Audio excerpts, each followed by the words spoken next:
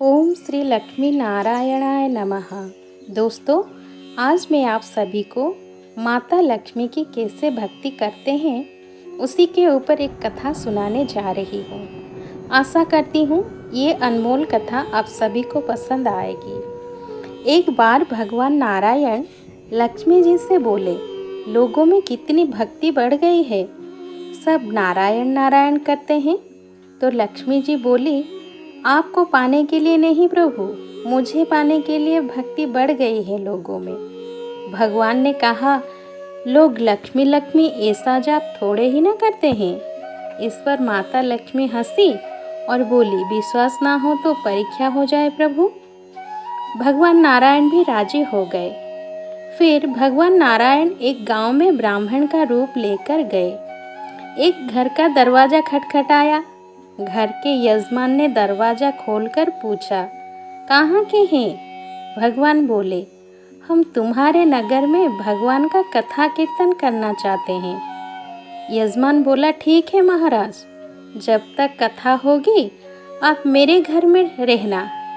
गांव के कुछ लोग इकट्ठा हो गए और सब तैयारी कर दी।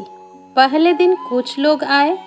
अब भगवान स्वयं कथा कर रहे हैं तो सत्संग तो बढ़ेगी ना। दूसरे और तीसरे दिन और भी भीड़ हो गई। भगवान खुश हो गए कि कितनी भक्ति है लोगों में। अब लक्ष्मी माता सोची कि चलो धरती पर जाके देखते हैं भगवान कौन सी लीला रच रहे हैं। और लक्ष्मी माता ने एक बूढ़ी का रूप लिया और उस नगर में पहुंची। एक महिला ताला बंद करके कथा में जा रही थी।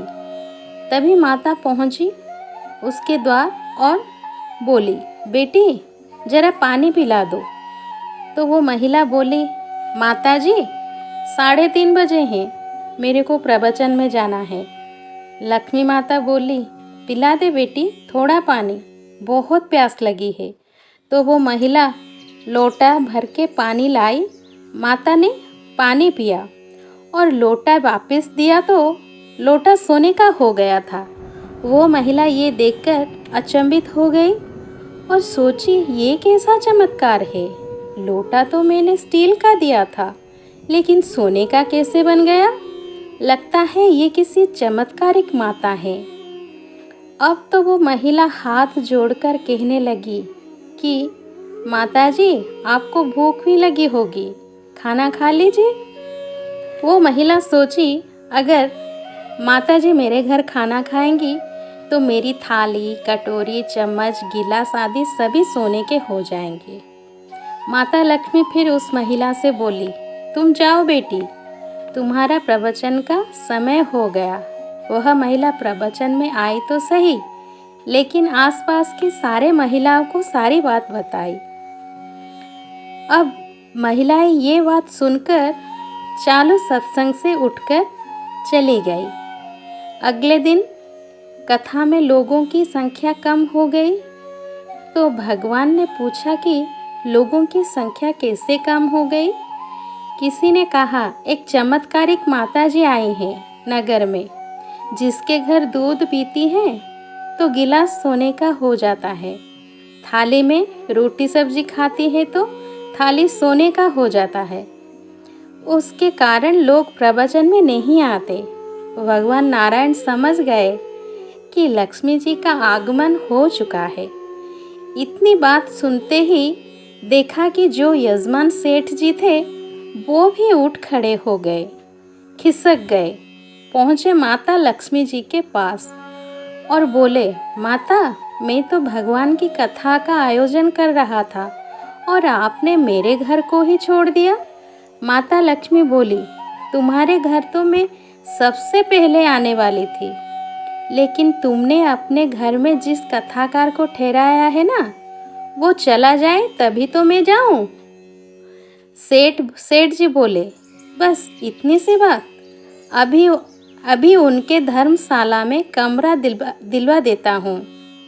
जैसे ही महाराज कथाकार के घर आए तो सेठ जी बोले, महाराज आप अपना बिस्तर बांधे, आपकी व्यवस्था अब से धर्मशाला में कर दी है।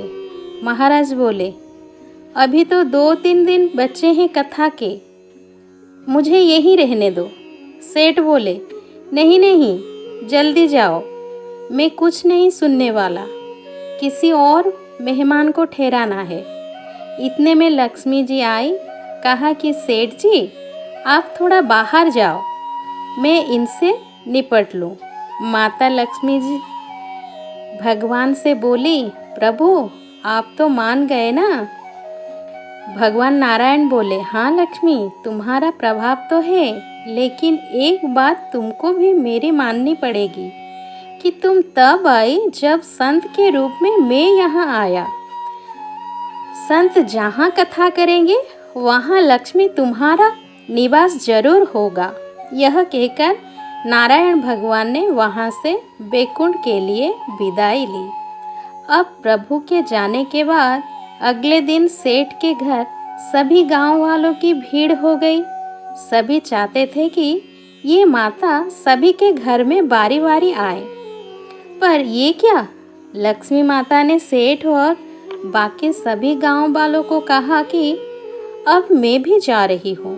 सभी कहने लगे कि माता ऐसा क्यों, क्या हमसे कोई भूल हुई है? माता ने कहा, मैं वहीं रहती हूँ जहाँ नारायण का वास होता है।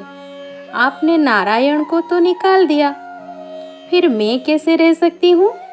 और वो चली गई। कहने का तात्पर्य ये है, जो लोग केवल माता लक्ष्मी को पूजते हैं वे भगवान नारायण से दूर हो जाते हैं। अगर हम नारायण जी की पूजा करते हैं तो लक्ष्मी माता वैसे ही पीछे पीछे चली आती है, क्योंकि वो उनके बिना रह नहीं सकती। हमें नारायण और लक्ष्मी दोनों की पूजा करना चाहिए।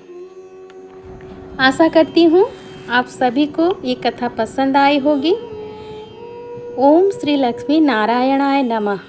धन्यवाद। मेरी ये कथा सुनने के लिए धन्यवाद।